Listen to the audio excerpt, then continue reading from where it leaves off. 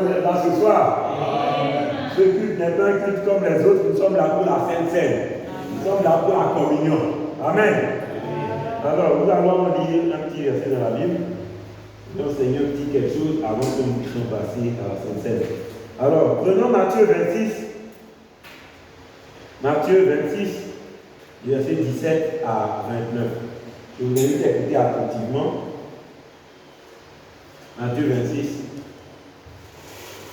verset 17 à 29. Alors, la Bible nous dit, le premier jour des pains sans levain, les disciples s'adressèrent à Jésus pour dire, où veux-tu que nous préparions le repas de Pâques?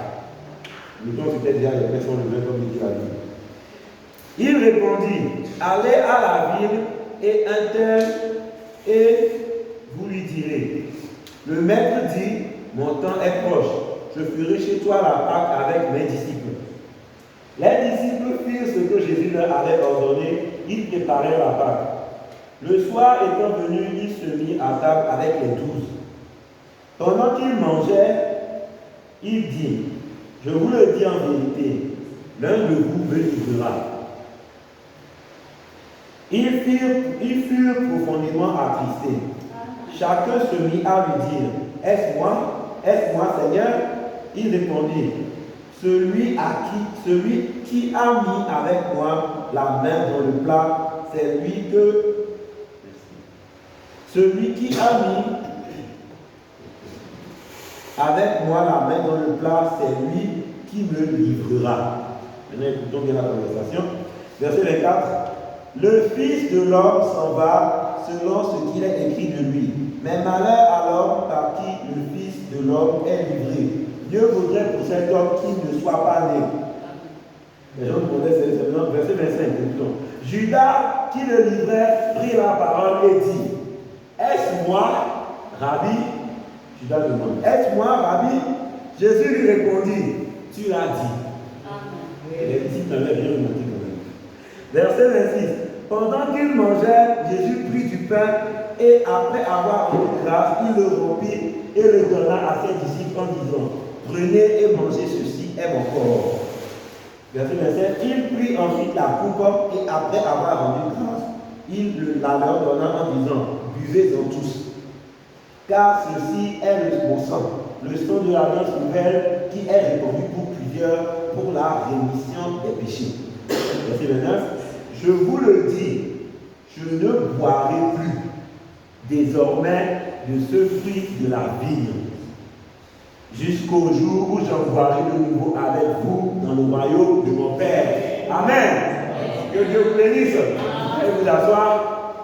Vous avez écouté le verset 29. Jésus a dit qu'il ne va plus boire jusqu'à ce que... On va y aller. Alors, le titre de l'enseignement, ce sera le pain et le vin, tout simplement. Le pain et le vin. Nous allons voir un peu l'importance de la communion pour nous et pourquoi le pain et le vin et qu'est-ce que ça représente. Alors, nous avons pris l'habitude de dire communion, Sainte Seine, repas, mais parfois nous ne comprenons pas ce que c'est l'importance de ça. Alors, je commence par dire une chose. On a pris une nouvelle habitude, malheureusement, c'est à travers les âges. On a commencé à appeler, et le terme communion n'est pas sorti de la bonne manière, je dirais. Il est sorti d'une doctrine catholique au départ, après ce que le prophète nous enseigne, même dans les sons bibliques, c'est vrai. Les catholiques ont commencé avec une sorte de pain qui ne sont même pas du pain sans levain, c'est une sorte de pain là. Ils ont appelé ça l'Eucharistie. Vous voyez? Et ça, bon, c'est censé être le corps de Christ. Alors, on sait tous que ce n'est pas le corps, ça représente le corps. C'est du pain et du vin, tout simplement. Alors, il ne faut pas qu'on mette les gens dans des tables pour dire que non, c'est le corps et le sang. Non, ça représente le corps et le sang. Il y a des époques où il y a eu même beaucoup de division par rapport à ça. C'est-à-dire, non, c'est le vrai corps, il y a le pouvoir de transformer ça en corps. D'autres disent, non, c'est le pain seulement et le vin. Ça a été étudié à l'époque des Martin Luther et l'époque là-bas. Alors que c'est tout simplement la Bible qui nous a enseigné ces choses. On voit que c'est du pain et du vin. La Bible, c'est du pain sans le vin. Quand on prend le pain et qu'on mange, on ne faut pas semblant de ne pas comprendre ce qui est clair. Ce n'est pas le corps natural. Ça représente le corps. Comme la Bible nous le montre clairement, comme le texte nous l'enseigne. Ça représente le corps. Maintenant, c'est de là, alors ils ont pris l'Eucharistie, vrai corps. L'Eucharistie, c'est comme l'eucaryote, vraiment, on appelle ça l'école. L'Eucharistie, vrai pain, vrai corps, ça ne fait pas le vrai Ça représente. Ce n'est pas l'Eucharistie. Vous voyez un peu. Ce n'est pas le vrai corps. C'est juste du pain sans le vin. On peut faire ça. Maintenant, vous allez voir que quand on dit Sainte Seine, parfois les gens ne comprennent pas c'est quoi Sainte Seine. Ils pensent que c'est scène comme une scène de cinéma. Non, ce n'est pas cette scène-là. Cette scène-là, vous ne pas comme ça. Cette scène-là, c'est écrit la scène là-bas, c'est C-E accent N-E. Là, vous voyez, maintenant, vous allez dire ça. Quand on dit Sainte Seine, c'est C-E accent N-E. C'est scène comme ça. Et scène là, dans le dictionnaire, ça signifie repas. Vous voyez, scène, quand on dit c'est repas, si vous voulez. Ce n'est pas scène comme la scène du cinéma, ce n'est pas la scène là. Les gens ne comprennent pas quoi. Vous voyez, donc c'est important c'est ça. Alors on va avancer un peu. Prenons la communion. Il y a deux la communion, mais la communion prêchée le 4 février 1970. Paragraphe 46 à 50. Le prophète nous explique un peu c'est quoi la communion. Allons-y. 46. Que le Seigneur bénisse sa parole. Pendant quelques minutes, je veux parler sur la communion. Que signifie le mot communion? Communier signifie parler. Être en communion. En fait, ça signifie fraterniser. Parler l'un avec l'autre. Si vous parlez avec quelqu'un au téléphone, vous êtes là en conversation. Vous communiez l'un avec l'autre. Vous faites. Et si nous retirons à l'écart en arrière du bâtiment avec n'importe quelle personne, avec le pasteur, deux personnes, alors qu'elles communient l'une avec l'autre. Alors elles communient l'une avec l'autre. Communion, c'est vous échanger tout simplement. Or, par le moyen de la radio, vous ne communiez pas. Puisque vous ne pouvez pas répondre. Par le moyen de la télévision non plus. Mais quand vous le pourrez par le moyen du téléphone, parce que là, vous communiez l'un avec l'autre. Ce n'est pas unilatéral. C'est je ne peux pas communier avec vous en ce moment parce que vous ne répondez pas.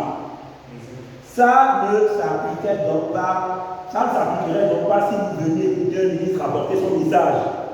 Si on parle et que vous ne répondez pas, ce n'est pas une communion. Voilà. Ça ne s'appliquerait donc pas. Il ne s'agirait pas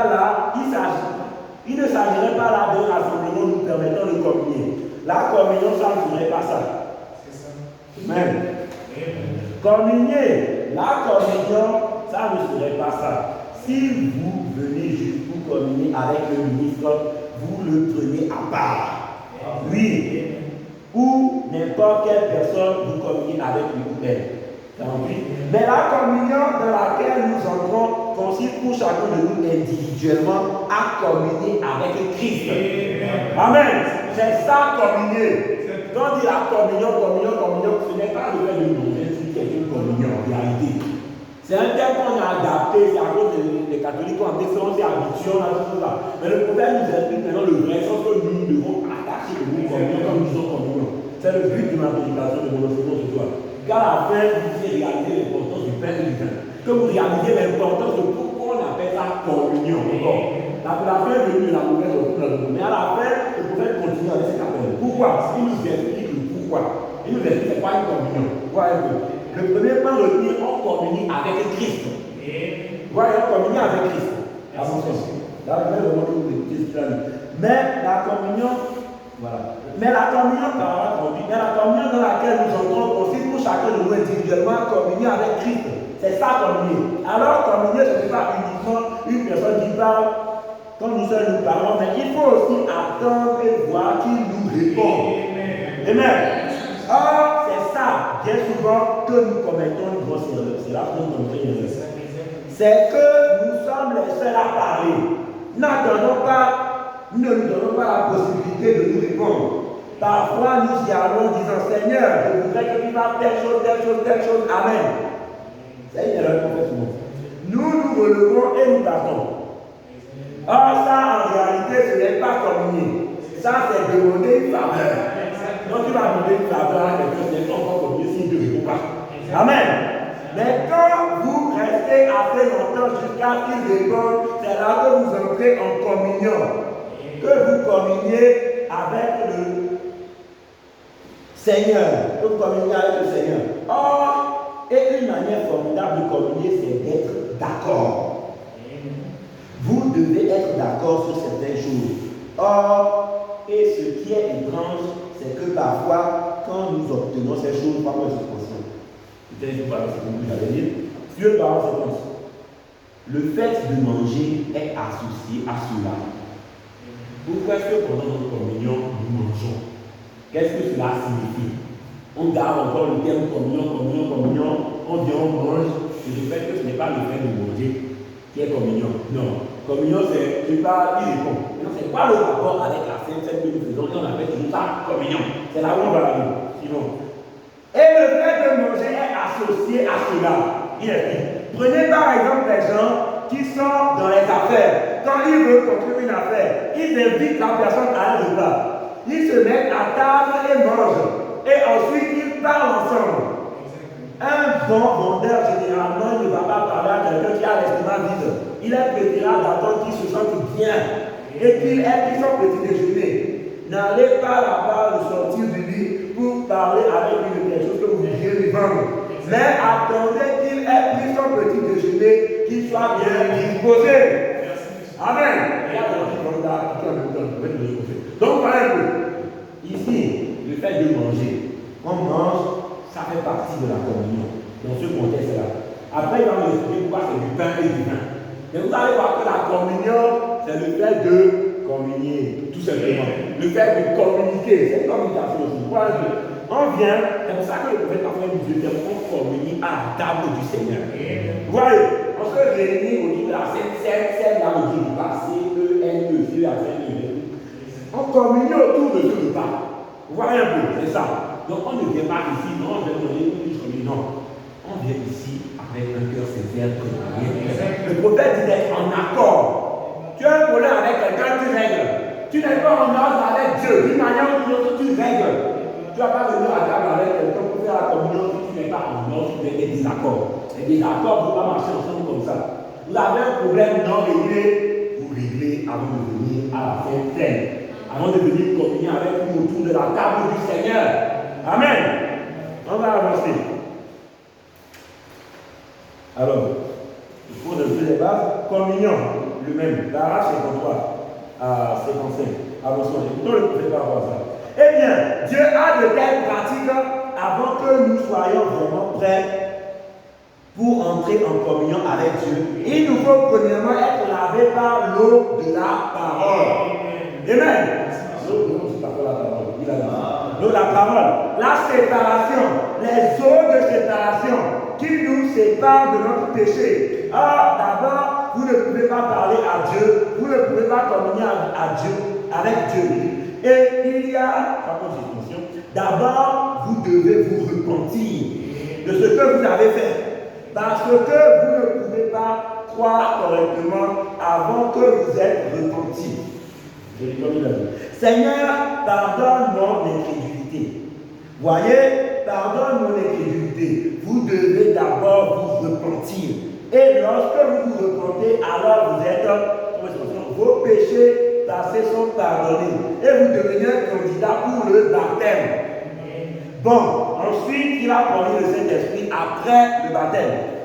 Donc, ce que nous voyons à propos de cette communion, c'est qu'il y avait un lavage des pieds, entre autres, qui était aussi associé à ça. De se laver les pieds comme symbole de la pureté du Saint-Esprit. Vous voyez ce que le prophète a dit? De se laver les pieds comme symbole de la pureté du Saint-Esprit. Donc là, vous savez ça tranquille pour que les gens comprennent à quoi sert tout ce qu'on fait là. On ne lave pas les pieds juste parce que. J'ai dit, c'est pas le dit, laver les pieds juste parce que non. Il y a un symbole derrière. Même le pain et le vin, il y a des symboles derrière. Tout ça, il y a des symboles. Vous voyez? Bon, ensuite, il faut qu'il y ait une similitude de sentiments entre vous. Si vous avez des rapports tendus avec votre autre, alors vous ne pouvez pas communier. C'est une communion, vous voyez, autour de la table du Seigneur. Non, vous ne le pouvez pas parce que vous êtes en désaccord avec lui. Mais si vous êtes en accord, alors vous pouvez communier. Donc c'est la même chose. Quand nous venons à la table du Seigneur, nous devons être en accord avec sa parole. Voyez, nous devons être nés de nouveau avec l'Esprit de Dieu en nous qui dit Amen à chaque parole qu'il a écrite. Alors nous pouvons communier avec lui. Amen. pense qu'on a décidé d'être assez bien plus longtemps pour dire ça, pour que ce soit quand même clair.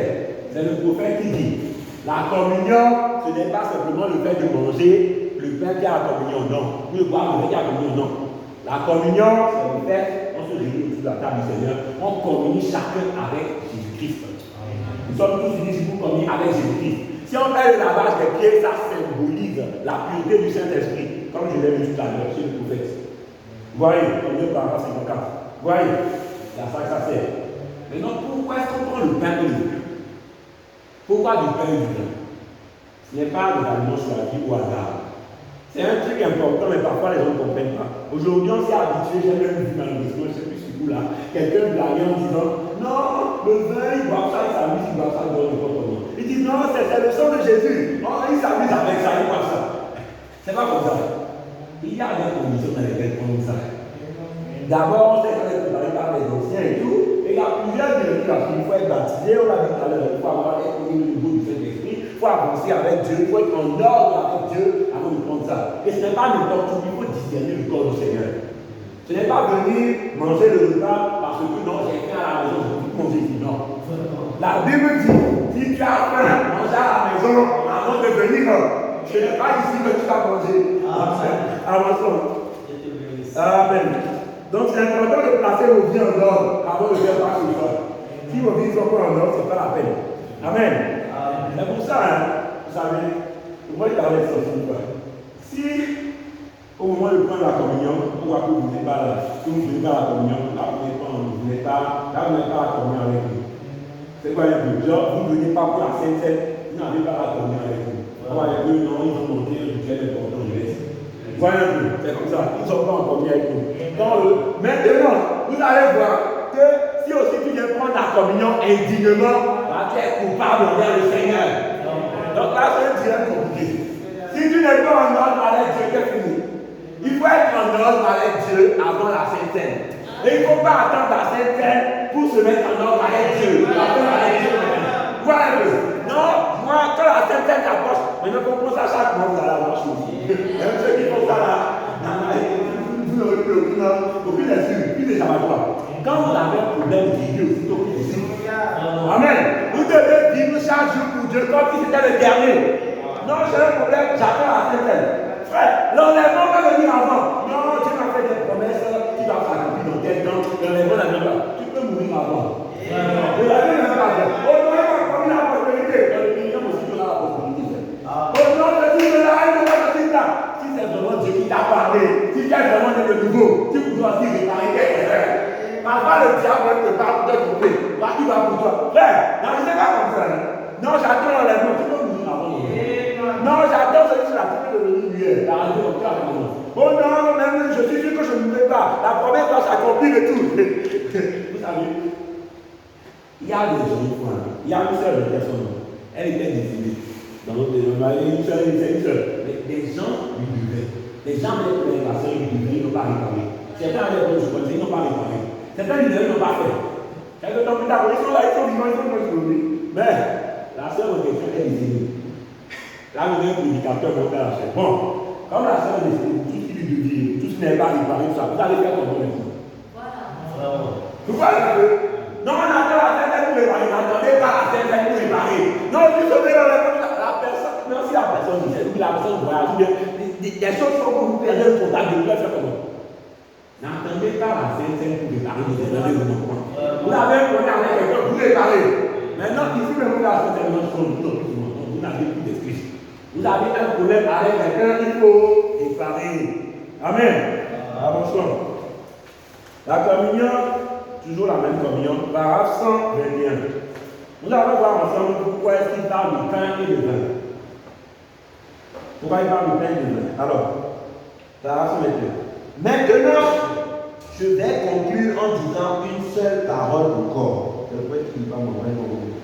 Avant de passer à la table de communion, le sang et le corps du Seigneur. Là, je suis déjà. Le pain et le vin représentent le corps et le sang. Mais ce n'est pas encore fini. Il va encore en profondeur. On va se suivre les outils. Amen. Le sang et le corps du Seigneur mêlés avec de la foi. Donc, le sang et le corps. C'est-à-dire, il va encore en profondeur, l'esprit et la parole, mêlés avec de la foi, équivalent à la vie éternelle. Vous avez vu les passions un peu? Amen. Donc, le pain, c'est le pain et le vin. Ça représente le corps et le sang, qui représente la parole et l'esprit. Vous avez compris? Amen. C'est ça. La parole et l'esprit. Donc, à la fin, c'est ça. Le pain, le vin, c'est la parole et l'esprit. Vous avez vu, je vous dis la différence. C'est la communion par la son des biens. Vous voyez? C'est la qui dit ça. C'est important.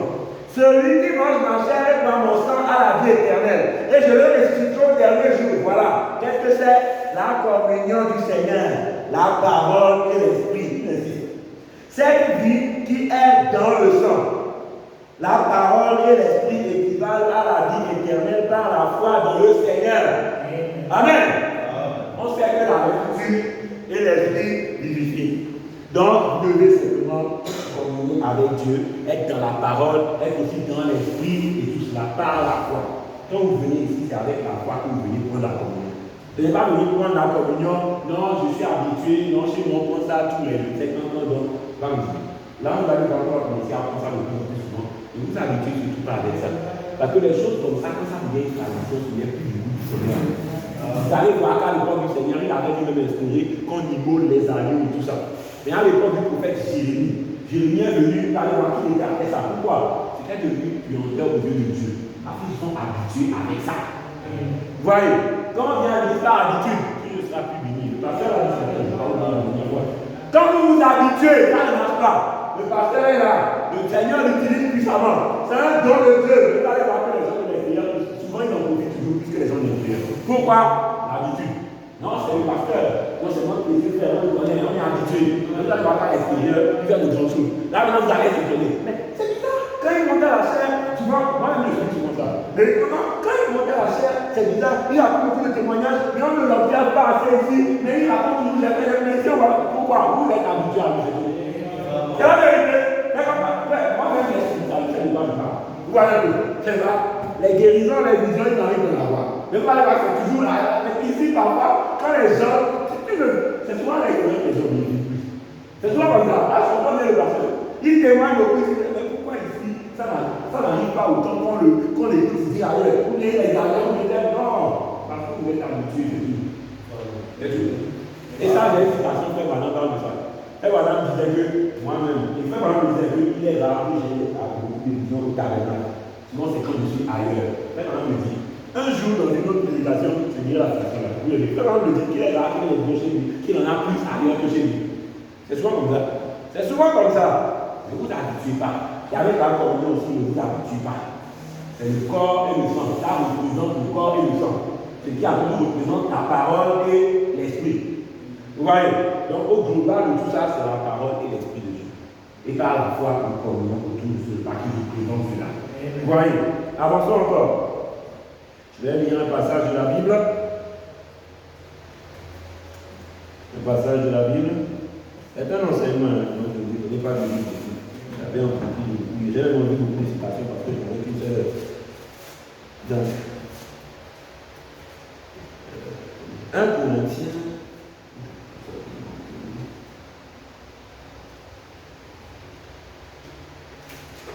1 Corinthiens 11, verset 23 à écoutez attentivement ce que la Bible dit. Car j'ai reçu du Seigneur, c'est moi qui parle évidemment, car j'ai reçu du Seigneur ce que je vous ai enseigné. C'est que le Seigneur Jésus, dans la nuit où il fut livré, prit du pain et après avoir rendu grâce, le rompit et dit, ceci est mon corps qui est rompu pour vous. Faites ceci en mémoire de moi. On le fait en mémoire de Jésus. Jésus a dit de faire ça en mémoire de moi. Faites ceci en mémoire de moi. 1 Corinthiens 11, pour ceux qui essaient. 1 Corinthiens 11, du jour verset 25 maintenant. De même, après avoir soupé, il prit la coupe et dit, cette coupe est la nouvelle alliance en mon sang. Faites ceci en mémoire de moi toutes les fois que vous en boirez. Amen. Toutes les fois que vous en boirez. Un chrétien, l'alcool, c'est pour la Sainte Seine. Il y a beaucoup de personnes qui courent pour la vie. L'alcool, un chrétien ne boit pas d'alcool. Sauf pour la Sainte Seine. C'est probable par la vie. Et ça, les gens disent que non, à l'époque de la Bible, les apôtres pouvaient boire, et c'est Frère Branham qui a dit la Bible. Non, Frère Branham peut-être que les appels chrétiens qui nous appellent la Bible. Donc, il a été de la Bible. On va trouver par la Bible tout à l'heure, que chrétien ne voit pas la parole. Avançons seulement. Alors, là, dans la Bible, j'ai même avancé là. Dans la Bible, vous ne devez pas un seul endroit où un chrétien, je dis un chrétien, pas les juifs, un chrétien a bu de l'alcool pour la fin et le cas de Timothy qui est particulier. Il avait un problème médical. Et on va arriver à ça. Avant seulement, avec l'explication. Alors, je vais où? Et car, car toutes les fois que vous en mangez ce pain et que vous boirez cette coupe, vous annoncez la mort du Seigneur jusqu'à ce qu'il revienne. Et c'est pourquoi celui qui mangera le pain et boira la coupe du Seigneur indignement sera coupable envers le corps et le sang du Seigneur. Amen. Car celui qui mange et boit sans discerner le corps du Seigneur mange et boit un jugement contre lui-même. Est-ce qu'on suit? C'est pour cela qu'il y a parmi vous beaucoup d'infirmes et de malades, et qu'un grand nombre sont morts. Et si nous jugeons nous-mêmes, nous ne serions pas jugés. Mais quand nous sommes jugés, nous sommes châtiés par le Seigneur, afin que nous ne soyons pas condamnés avec le monde. Ainsi, mes frères, lorsque vous vous réunissez pour le repas, attendez-vous les uns aux autres. Si quelqu'un a faim, qu'il mange chez lui, afin que vous ne vous réunissiez pas pour attirer un jugement sur vous. Je réglerai les autres frères. Vous avez suivi? C'est très important de discerner le corps du Seigneur quand on mange. C'est très important de ne pas manger et boire contre vous-même. Quand vous venez que vous mangez et que vous n'êtes pas en condition, vous mangez et vous buvez un jugement contre vous-même. Amen. C'est clair? Avançons. Alors, la communion, l'autre cette fois-ci, prêché le 12 décembre 65. Ça va, 41, 42, vous faites. Alors, si vous ne prenez pas avec sincérité que c'est qu'une tradition, eh bien, notre Église prend la communion chaque dimanche, ou une fois, chaque fois, ou 2 fois par an. Est-ce que vous avancez là en disant, bon, c'est mon tour, et puis vous prenez la communion, eh bien, pour Dieu, c'est une puanteur. Voyez-vous, ça, ce n'est qu'une tradition. Et c'est pareil même pour toute autre chose. Vous devez être sincère. Dieu veut les profondeurs de votre cœur. Rappelez-vous, le Dieu même qui vous a amené ici sur terre, c'est lui que vous servez. Amen. Vous servez votre Créateur. Quand vous prenez la communion, vous venez ici, c'est lui que vous servez. Tout ce que vous faites, c'est pour lui, ce n'est pas une habitude. Il y a déjà assez plaisir sur ça. On va avancer tranquillement. Alors, pour ce qui est du pain et du vin, le verset que j'ai bien montré, on a vu la communion, on a parlé de ça. Mais vous allez voir ce que Jésus a fait. Ce que Jésus a dit, c'est important. Mais avant de dire ça, je vais quand même. Vous savez, Jésus, beaucoup de gens, pour ce qui est du pain et du vin, ils pensent que, non, j'allais dire du vin. Ils se disent que non, mais Jésus a changé l'eau en vin, ou l'eau, ou talent. Maintenant, pourquoi est-ce que les chrétiens disent qu'on n'a pas le droit de boire de l'alcool? Pourquoi est-ce que certains disent qu'on n'a pas le droit de boire de l'alcool alors que Jésus a changé l'eau en vin, ou l'eau, de talent? Là, ils vont comprendre rien. Non, mais c'est bizarre, c'est compliqué, c'est comment? Écoutez-moi bien. Parce que les gens maintenant cherchent aussi des contours. Là, je vois les visages qui sont confondus, c'est bien ça. Donc, les gens commencent à chercher des contours. Non, vraiment, Jésus, il avait changé en fait, non, c'était un vrai miracle. Donc, non, c'était un bon vin. Ne cherchez pas. La Bible dit que c'était un bon vin. Non, c'était du vin sucré. Là, c'est encore faux. C'était du bon vin. Il a changé ça en vin. Le prince même était étonné. Le marié, je dois être. Mais comment? Non, c'est un invité qui allait voir le marié pour lui dire, mais toi, tu as gardé le bon vin jusqu'à présent. C'était du bon vin. Du vrai vin très bon. Vous avez compris? Donc, il a changé ça en vin du vrai vin. Pas de mytho là-bas, c'est du vrai vin. Maintenant, je vais vous dire une chose. Vous savez que la Bible dit, on n'est pas compris de vos filles. Vous savez une chose? Jésus, quand il est né, il a vécu les traditions juives correctement. Vous voyez, de son sang, il n'était pas juif. Il n'était ni juif, ni des nations. Parce que son père n'était pas Joseph. Et le sang vient du Père. Son père était directement le Père. Le Seigneur Jésus, le Dieu Tout-Puissant, le grand Jéhovah, qui n'est pas oublié. Voilà, c'est ça. Donc son sang, vous allez voir ça directement de Dieu. Un jour, on verra ça avec plus de détails. Vous voyez. Donc, vous allez voir que Jésus, il n'était pas juif de sang, mais il était juif de tradition. Non seulement le prophète le dit, mais lui-même le dit. Quand il dit devant la femme au pied, vous les Samaritains, vous adorez pas ce que vous connaissez. Nous les Juifs, on adore ce qu'on connaît. Car le salut vient des Juifs. Ça c'est dans la Bible. Jésus l'a dit. Un jour, vous verrez ce que tu n'avais pas à parler de ces Juifs. Voilà, un jour, je prêcherai du judaïsme au christianisme. Mais attends, Jésus, vous voyez, il était juif de tradition. Il a dit avant au plus que lui, il s'est connu comme juif. Dans la Bible, on dit que Jésus avait été circoncis. Comme à sa naissance, le 8e jour, il était circoncis. Comme c'était le moyen de tout ça pour les juifs. Voilà, il a vécu les traditions juives. Il allait au temple, il faisait ceci, cela, tout ça, voilà. Les familles juives, le fils de David, comme on dit, il est David. Voilà, le possible. Maintenant, il allait au temple à 12 ans. Il discutait avec les gens, il parlait avec les docteurs de l'écriture, il faisait toutes sortes de choses. Et vous allez voir, en grandissant, quand il commençait à évoluer, il y a le nom de Canaan, qui était une fête juive. Et je répète quelque chose d'important. Les juifs boivent de l'alcool. Je ne dis pas qu'ils font. Mais à l'époque, dans la Bible, on voit que les juifs buvaient de l'alcool. Vous avez saisi? Ça, c'est les juifs qui font ça. Vous suivez? Maintenant, Jésus, quand il a continué à avancer, Jésus a commencé à avancer. Il était un mangeur, il buvait. Jésus buvait du vin. La Bible dit. La Bible dit que Jean est venu, nous ne mangeons pas et nous ne buvons pas du vin. La Bible dit. Dans l'une des versions, il dit ici. Nous ne buvons pas du vin. Vous dites qu'il y a un démon.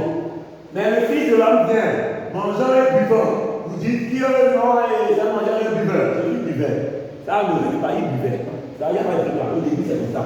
Il vivait les traditions juives, mais comme les juifs Canaan, c'était. Les noms de Canaan, c'était une fête juive. Jésus est venu, il a fait les choses comme les traditions, il faisait tranquille. Il a avancé avec. Il allait au temple et tout, les fêtes de l'éternel, il suivait ça, tout comme les juifs. Il volait les agneaux, tout ça, il était là-bas. Et ça, il était partout. Il faisait les choses tranquilles, les fêtes juives, il y avait.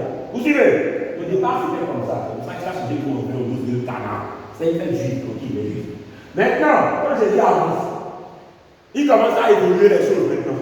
Il vient et dit, vous avez entendu, on a dit, celui qui, on a dit que tu ne toucheras pas la femme de tel, comme il ne va pas l'adultère. Mais moi je vous dis, celui qui ne voit pas pour la convoiter a déjà commencé à avec son cœur. Il a commencé à écouter, vous avez entendu que tu ne tueras pas. Mais moi je vous dis, tu veux bien, laisse bien les citations, ça vous donne pas, tu veux bien. Il dit, non, tu ne vas pas tuer tout ça. Jésus dit, vous avez entendu dire, tu ne tueras pas, mais moi je vous dis, celui qui se met en colère contre son frère, sans raison valable, a déjà tué. Amen. Ainsi de suite. Avant de lancer les pierres aux prostituées, Jésus est arrivé. On a essayé de lancer les pierres là, que celui qui n'a pas réussi à lancer les pierres. Vous avez vu, commencer à évoluer les choses, avancer à avancer, il n'est pas venu à accomplir la loi. Il est venu à accomplir la loi. Les choses qu'ils avaient comme le symbole, on l'a accompli dans la réalité. Avant, ils évoluaient dans l'eau, dans le véritable anneau qui est Jésus-Christ. Et il instaurait les choses. On continue d'avancer. Donc, pendant qu'il avançait, donc vous avez compris, pour les deux ce canon, vous avez compris. On continue d'avancer. Il continuait tranquillement d'avancer ça jusqu'au jour de la Sainte Seine. Ce qui nous concerne ce soir. C'est pour ça que je prêche aujourd'hui. La Sainte Seine, ce qui nous concerne concernant la Sainte Seine, c'est là que les vraies choses ont commencé maintenant. Écoutons ce qui se passe dans la Sainte Seine. J'ai déjà lu ça, mais je vais le dire pour qu'on fasse plus attention. Écoutez bien. On va prendre Matthieu 26, verset 27 à 29. Écoutez ce que Jésus a dit le jour de la Sainte Seine. Là, c'est la Bible, je ne démontre pas. Alors, 26, verset 27 à 29.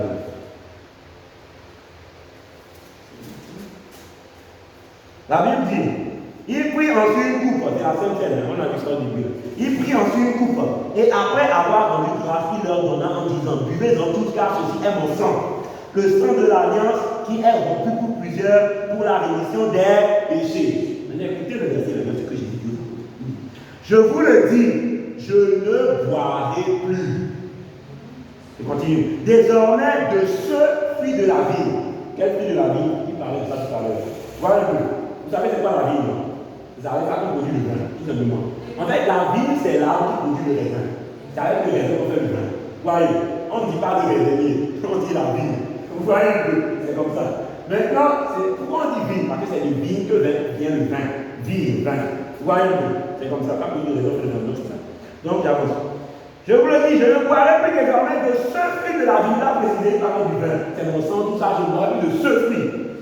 De ce fruit de la vie, jusqu'au jour où j'en boirai de nouveau avec vous dans le royaume de mon Père. Amen. Il a dit qu'il ne va plus boire de ce fruit jusqu'au jour où il en boira encore avec nous là-bas. Donc, votre Jésus ne boit plus. Vous avez, non, il n'a plus l'occasion, il a l'occasion, quand il était ressuscité, il allait boire. On se demandait, mais c'est un esprit, mais c'est quoi? On est venu, on ne sait pas, il y a écrit ça. On lui a dit, il est allé, la Bible dit, il a mangé, il a bu. Mais ce n'est pas du vin, parce qu'il a dit la plupart du vin jusqu'à ce que.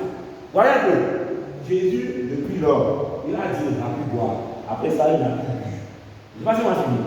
Le jour où Jésus, avant ça, Jésus buvait, les traditions aujourd'hui. Le jour où Jésus est venu à Sainte-Seine, il a dit, on l'a lu, qu'il n'a plus boire jusqu'à ce qu'on se retrouve là-bas. C'est ce qu'il a dit. Vous avez fini? Bien. Depuis ce jour, ça, j'ai toujours dit ça aux gens. Depuis ce jour, montrez-moi dans la Bible où quelqu'un, un chrétien, a déjà vu, sauf pour la Sainte-Seine et pour l'usage musical. J'arrive à ça, pourquoi je vois pourquoi? Dans la Sainte-Seine, les chrétiens ne boivent pas d'alcool.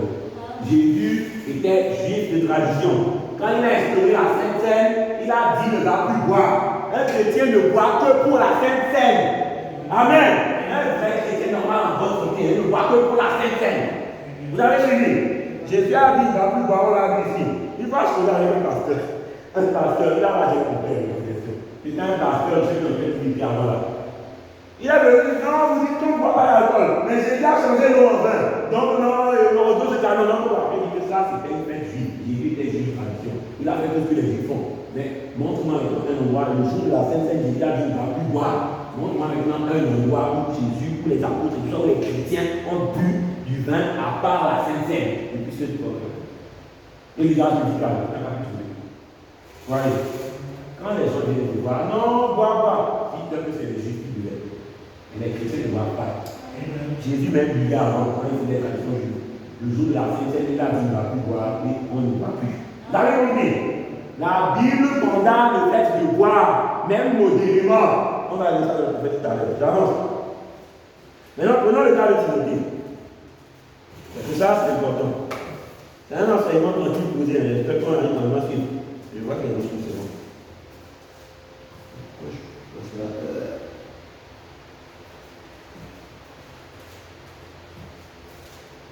1 Timothée 5. Verset 23. Amen. Verset 23. Voici ce que Saint Paul dit à Timothée. Ne continue pas à ne boire que de l'eau, mais fais usage d'un peu de vin. C'est là qu'on dit non, mais il y a des réponses qu'on a même pas. Oh non, mais c'est bizarre. Comment Saint Paul dit à Timothée, mais bois du vin. Mais non, mais ça. Écoutez bien. Et puis même il explique. On n'interprète pas la parole s'explique elle-même. Écoutez ce que la parole dit. Ne continue pas à ne boire que de l'eau. Fais usage d'un peu de vin à cause de ton estomac et de tes fréquentes indispositions. Est-ce que quelqu'un a entendu la Bible? La Bible dit, le verset, c'est à cause de son estomac, de ses fréquentes indispositions. C'est un problème médical. En même temps, je fais les études médicales, c'est pour ça que je m'appelle le matin, je ne sais pas, mais en tout cas, ça c'était médical. Je répète. Est-ce que quelqu'un ici connaît Rinatiol? Si vous comprenez pour la toux là, ça va c'est bénitieux là, c'est doux, c'est pour la toux, Rinatiol, Boncatiol. Vous savez qu'il y a de l'alcool dedans? Il y a de l'alcool dedans, de l'éthanol dessus là. C'est très sucré, c'est doux comme ça. Il y a de l'alcool dedans. Vous avez là? Là, vous choquez un peu. Il y a des bières qui ont moins d'alcool que le taux d'alcool qu'il y a dans le Rinatiol, Boncatiol. Et c'est vous pour la toux. Tout vous avez là. Il y a des bières qui ont moins d'alcool que ce qu'on a dans le Rinatiol. Vous avez là? Vous avez là? Non, il y avait des bières pour la toux. Et ça, l'idée même dessus, il a écrit dessus l'éthanol, c'est de l'alcool. Voyez-le, il y a de l'alcool dedans. Mais est-ce que c'est un péché? Non. C'est pour usage médical. Je ne sais pas si vous me suivez. Quand vous avez un frère Branham, une fois, quand on l'a tiré dessus à 14 ans, on l'a anesthésié avec de l'éther. L'éther, vous savez comment on fabrique l'éther? L'éther. 2 molécules d'alcool qu'on prend, on condense ça et on enlève l'eau. C'est ça qui forme l'éther. Branham a parlé ça jusqu'à ce que, voilà, c'est le même truc que c'est l'unitaire. Maintenant, dites-moi un peu ce qu'il avait donc. Il n'a pas peur. C'est l'usage médical. C'était délétère. Aujourd'hui, les terres, là, même, à certains, c'est considéré comme de la drogue. Oui, ça, je ne sais pas. C'est considéré comme de la drogue. Avant, c'était les anesthésiens, on anesthésiait les gens avec ça. Aujourd'hui, c'est considéré comme de la drogue. En fait, on connaît. Il a appris pourquoi? Pour l'usage médical. Beaucoup de médicaments qu'on pense, ce sont des poisons, des produits impurs, etc. C'est pas même des drogues, toutes les antalgiques, donc si vous là, beaucoup sont des drogues. Et on en prend, est-ce que c'est mal, non? C'est pour l'usage médical. Les brillants enlèvent tout. Tu vois au Canada, si tu ne mets pas ça, tes lèvres vont bien griller. Ils vont bien se lécher. Pourquoi? C'est pour l'usage médical. Quand c'est pour l'usage médical, ce n'est pas un problème. Vous avez compris? Vous prenez un médicament, même le lithium, vous prenez un médicament, quelque chose, il y a de l'alcool dedans, tout ça, quand c'est pour l'usage médical, ce n'est pas un problème. Vous avez compris? Je n'ai pas dit que vous ne pouvez pas vous amuser, non. Mais quand c'est pour l'usage médical, justement, le cas de Timothée, c'était pour l'usage médical. Il avait un problème d'estomac, même dans l'histoire, vous pouvez trouver ça. À l'époque de Timothée, à l'époque là, il n'y avait pas les systèmes d'assainissement des eaux qu'on a aujourd'hui. Il n'y avait pas ça. Ça cherchait partout, c'était partout, tout historien connaît ça. Il n'y avait pas les systèmes d'assainissement comme on a aujourd'hui les eaux là. Il n'y a pas ça à l'époque. Voilà un peu. 2000 ans, il n'y avait pas ça. Qu'est-ce qu'il faisait? Quand tu as un problème d'estomac ou un problème de truc là, c'est pour traiter ça. Problème d'estomac, qu'est-ce que tu fais? Tu prends le vin, tu prends plutôt l'eau, tu mélanges avec un peu de tout ça là, tu prends aussi ça pour pouvoir justement prendre. Et c'est l'alcool qui va vous faire, et bactéries, tout ça. Et tu peux, ouais, c'est un traitement thérapeutique de l'époque. C'est pour ça que Timothée a pris, je vais vous lire le verset, écoutez bien. Il prenait le, écoutez bien. Ne continue pas à ne boire que de l'eau, mais fais usage d'un peu de vin à cause de ton estomac et de tes fréquentes indispositions. Vous avez bien compris? Le cas de Timothée, c'était pour usage médical. Si vous prenez un médicament, il y a du vin dedans. Ça, il y a beaucoup de d'alcool dedans. Ça, c'est thérapeutique. Même aussi, pour la il y a des médicaments dedans. Il y a des taux de l'alcool dedans. Vous avez compris? Dans ce contexte, on est. N'allez pas croire que dans les chrétiens, dans la Bible, à part le cas de Timothée, la usage médical, et la synthèse, un chrétien ne boit pas d'alcool. Ça, c'est biblique. Quelqu'un a entendu? Amen. Ok. J'ai dit ça posément, je pense que les gens ont compris. Gloire à Dieu, je suis content de voir que vous êtes attentifs, c'est bien. Amen. Maintenant, on va lire une citation du prophète, parce que je peux dire plein de choses, mais si Frère Branham ne confie pas, ça ne sert à rien, n'est-ce pas? Parce que les gens pensent que Frère Branham a mis ça, non. Frère Branham a dit que la vie commence. Disons ça. Prédication. Discerner le temps du Seigneur. Prêcher le 12 du 8e mois 1959. Paragraphe 59 et 60. Voyez. Écoutons ce que le prophète dit. Alors ça passe à la version Shekina ou bien une version. Pas la version Shekina. Donc écoutons quand même ce qu'il dit. Le whisky, l'alcool, eh bien, on dit que c'est nuisible. Partout sur votre écran de télévision, partout, chaque panneau publicitaire, dans vos journaux, on trouve de belles jeunes femmes buvant et boivent de bière. Ils vous montrent quand elles commencent. Regardez-les un peu plus tard à partir de ce moment-là. Cela remplit leur esprit de cette toxine toxique. Amen. L'accroissement de la folie est dû à cela. C'est terrible. Vous voyez, ça entraîne l'immoralité parmi les jeunes. Verset 60, écoutez le prophète. Et même les églises aujourd'hui, avant c'était pas comme ça. On s'est habitué à dire que bon, j'arrive là. On va dire une heure. Alors, et même les églises aujourd'hui, plusieurs d'entre elles prêchent et pratiquent cela disant buvez modérément. Je vais essayer de finir. Est-ce que les églises ont fait buvez modérément? Vous savez que c'est la vérité. Ouais, allez. Ils disent à leurs jeunes gens à la maison ainsi qu'aux parents, laissez vos enfants boire, ils boiront de toute façon. Ainsi, enseignez-leur à boire modérément. Le prophète dit, la Bible condamne cela. Amen. La quoi? Le Père Branham dit que la Bible condamne de boire même modérément. Vous avez compris? Tout ce que les hommes de votre façon de ça. La Bible condamne de boire même modérément. Les juifs buvaient, c'était de boire pas. Vous avez entendu? Frère Branham dit, je l'ai lu. La Bible condamne cela. Ils boivent de toute façon. Ainsi, enseignez-leur à boire modérément. Frère Branham dit, la Bible condamne cela. Ce n'est pas correct. Que Dieu vienne en aide à un homme ou à une église qui n'a pas plus de discernement que ça, qui ne peut pas discerner le vrai du faux. Oh Oh, c'est un jour terrible que celui dans lequel nous vivons. Discerner le corps du Seigneur. Amen. Un chrétien ne boit pas d'alcool, sauf pour la Sainte Seine. Maintenant, quand vous avez des problèmes, que vous prenez vos sirops pour la vie d'église, parce qu'il y a un peu d'alcool, on ne fait pas. C'est un homme, Timothée aussi faisait ça. Et dans ce cas-là, on dit paysage médical. Vous avez compris? Dans la Bible, vous ne verrez jamais un chrétien boire sauf pour la Sainte Seine et l'usage médical. Jésus faisait ça quand il était tradition juive. Il est venu à la Sainte Seine, dit qu'il ne va plus boire jusqu'à ce que. Je pense que c'est clair. Amen. Un chrétien ne boit pas d'alcool. Ok.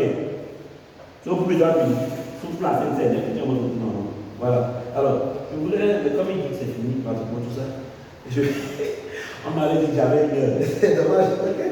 Alors, je vais voir sur dit plein de choses.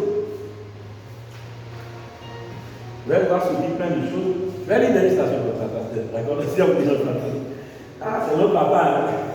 Là, je ne compte pas, c'est notre père spirituel. N'est-ce pas? Amen. Est-ce que vous avez votre pasteur? Que Dieu le bénisse. Je lis une dernière citation là, puis je vais. Alors, il y a plein de choses, mais je vais sauter. Il y avait beaucoup de choses. Mais bon, je vais dire couramment plein de choses.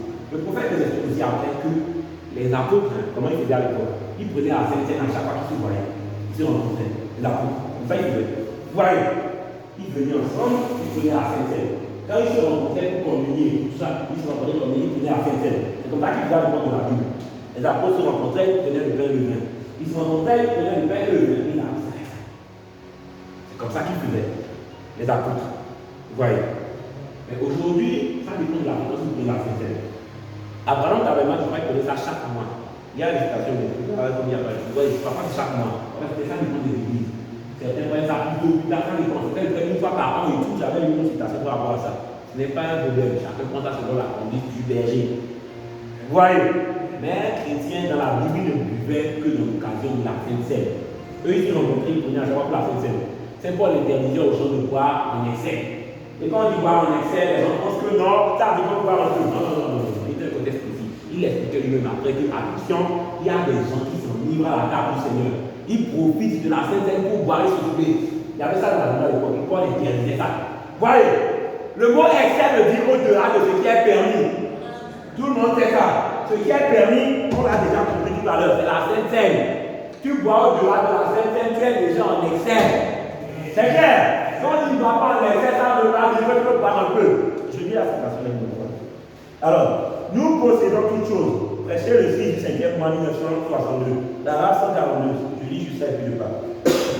Vos péchés sont-ils sous le sang ce soir par la foi en Jésus-Christ? Amen. Nous allons maintenant prendre la communion. Par la communion. Vous communiez lorsque vous mangez l'un avec l'autre. Communiez simplement avec Dieu. La communion n'est pas le pain ni le vin. La communion, c'est converser avec Dieu. Amen. Vous avez compris? Et ce que nous prenons est un symbole. Pain et vin, c'est un symbole. Vous voyez un peu? Amen. Nous croyons à sa mort, son corps brisé par son ensevelissement et sa résurrection. Nous croyons en la présence du Saint-Esprit. Et nous croyons qu'il nous a donné la vie éternelle et que nous ne pourrons pas mourir car nous sommes passés de la mort à la vie. Et un jour ici, lorsque nous nous séparerons les uns des autres, nous allons ressusciter dans la résurrection un avec les autres. Unis ensemble avec Jésus-Christ en tant que corps. Amen. En me fondant sur ces principes et sur ma confession de mes péchés, sur ma foi dans le Fils de Dieu, je place devant moi et l'Église ces éléments que Dieu nous a laissés, afin que nous les pratiquions pour annoncer sa mort jusqu'à ce qu'il revienne. Amen. Alors, vous avez compris, la Bible a dit, c'est ça la communion. On communie, j'ai compris, on communie autour de la table du Seigneur. Ce n'est pas le fait de montrer qu'il y a la communion, non. C'est le fait de communier avec Dieu autour de sa table. Et le pain et le vin que nous mangeons, ça représente le corps et le sang. Qui à leur tour représente la parole et l'esprit. Si beaucoup ont dit sur ça, je pense que c'est clair. Si vous n'êtes pas en dehors avec Dieu, vous parlez cela. Même maintenant encore, quelqu'un veut parler à quelqu'un. Vous pouvez vous rapprocher de l'un d'entre vous. Après, vous permettez de sortir, on va faire un peu de vie pour lui parler, ce que vous voulez lui parler. C'est pour lui parler. Vous voyez? C'est vraiment important. prenez ça en dehors de ça, vous mangez et vous voyez le jugement contre vous-même. Vous n'aurez pas d'excuse parce que Dieu vous l'a dit dans la Bible, il vous le répète ce soir. Amen. Discernez le corps du Seigneur. La communion n'est pas une habitude. Amen. Que Dieu vous bénisse. Amen. Passe la parole, pasteur.